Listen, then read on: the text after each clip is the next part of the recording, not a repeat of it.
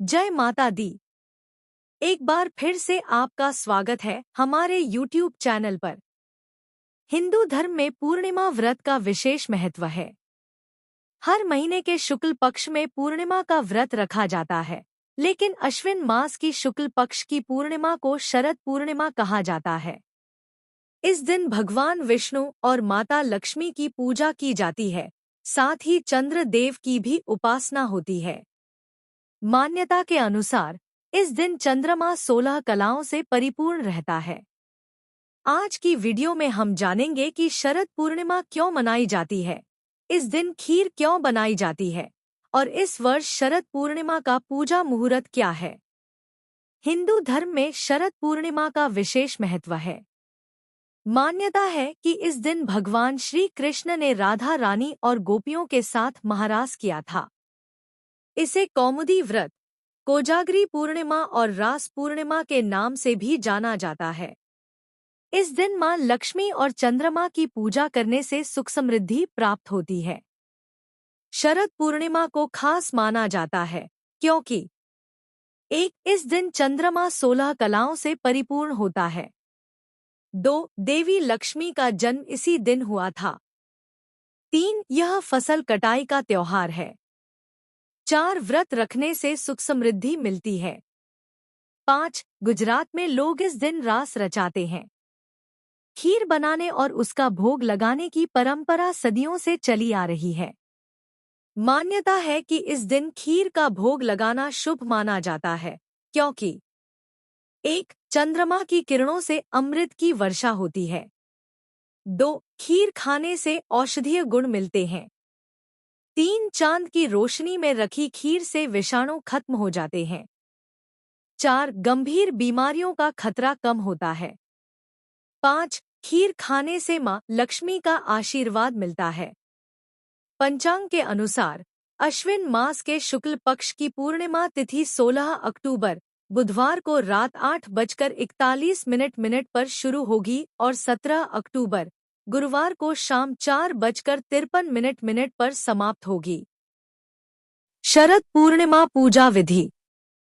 सुबह स्नान के बाद घर के मंदिर की सफाई करें। ध्यान पूर्वक माता लक्ष्मी और श्रीहरि की पूजा करें। फिर गाय के दूध में चावल की खीर बनाकर रख लें। लक्ष्मी माता और भगवान विष्णु की पूजा करने के लिए लाल कपड़ा या पीला कपड़ा चौकी पर बिछाकर माता लक्ष्मी और भगवान विष्णु की प्रतिमा इस पर स्थापित करें। तांबे अथवा मिट्टी के कलश पर वस्त्र से ढकी हुई लक्ष्मी जी की स्वर्णमयी मूर्ति की स्थापना कर सकते हैं। भगवान की प्रतिमा के सामने घी का दीपक जलाएं, धूप करें। इसके बाद गंगाजल से स्नान कराकर अक्षत और रोली से तिलक लगाएं। तिलक करने के बाद मीठे, सफेद या पीली मिठाई से भोग लगाएं। लाल या पीले पुष्प अर्पित करें। माता लक्ष्मी को गुलाब का फूल अर्पित करना विशेष फलदायी होता है। शाम के समय चंद्रमा निकलने पर मिट्टी के 100 दिए या अपनी सामर्थ्य के अनुसार दिए गाय के शुद्ध घी से जलाएं। इसके बाद खीर को कई छोटे बर्तनों में भरकर छलनी से ढककर चंद्रमा की रोशनी में रख दें। फिर पूरी रात तड़के 3 बजे तक, इसके बाद ब्रह्मा मुहूर्त शुरू हो जाता है। जागते हुए विष्णु सहस्त्रनाम का जप, श्री सूक्त का पाठ, भगवान श्री कृष्ण की महिमा, श्री कृष्ण मधुराष्टकम का पाठ और कनकधारा स्तोत्र का पाठ करना चाहिए। पूजा की शुरुआत में भगवान गणपति की आरती अवश्य करें। अगली सुबह ब्रह्मा मुहूर्त में स्नान करके उस खीर को मां लक्ष्मी को अर्पित करें और प्रसाद रूप में वह खीर घर परिवार के सदस्यों में बांट दें। इस प्रकार जगतपालक और ऐश्वर्य प्रदायिनी की पूजा करने से सभी मनवांछित कार्य पूरे होते हैं। साथ ही हर तरह के कर्ज से मुक्ति मिलती है। क्या आप शरद पूर्णिमा पर खीर रखते हैं? हमें कमेंट में जरूर बताएं। शरद पूर्णिमा की कथा। पूर्णिमा के व्रत का सनातन धर्म में बहुत महत्व है। हर महीने में पड़ने वाली पूर्णिमा तिथि पर व्रत करने से भगवान विष्णु और मां लक्ष्मी की विशेष कृपा प्राप्त होती है। मां लक्ष्मी और श्रीहरि की इसी कृपा को प्राप्त करने के लिए एक साहूकार की दोनों बेटियां हर पूर्णिमा को व्रत किया करती थी। इन दोनों बेटियों में बड़ी बेटी पूर्णिमा का व्रत पूरे विधि विधान से और पूरा व्रत करती थी। वहीं छोटी बेटी व्रत तो करती थी लेकिन नियमों को आडंबर मानकर उनकी अनदेखा करती थी।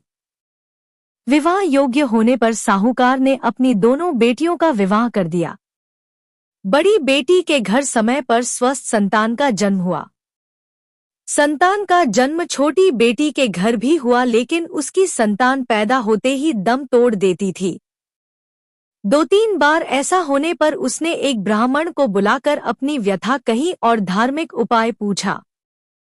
उसकी सारी बात सुनकर और कुछ प्रश्न पूछने के बाद ब्राह्मण ने उससे कहा कि तुम पूर्णिमा का अधूरा व्रत करती हो, इस कारण तुम्हारा व्रत फलित नहीं होता और तुम्हें अधूरे व्रत का दोष लगता है। ब्राह्मण की बात सुनकर छोटी बेटी ने पूर्णिमा व्रत पूरे विधि विधान से करने का निर्णय लिया। लेकिन पूर्णिमा आने से पहले ही उसने एक बेटे को जन्म दिया। जन्म लेते ही बेटे की मृत्यु हो गई।